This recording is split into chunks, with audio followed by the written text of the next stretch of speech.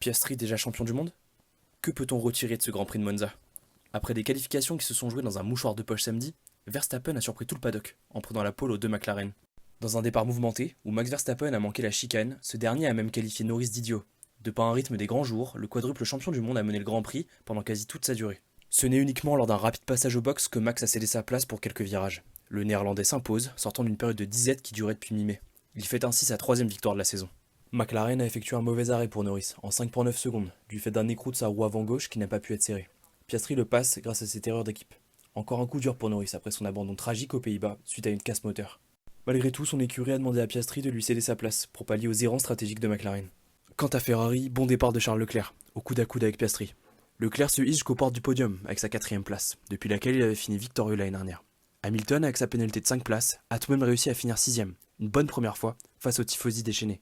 Hadjar finit dans les points après son excellent podium à Zandvoort. Il finit à la 10ème place grâce aux abandons de Hülkenberg et Alonso.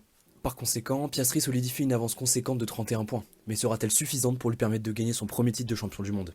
RDV à Bakou pour la prochaine manche du championnat. Like et abonne-toi.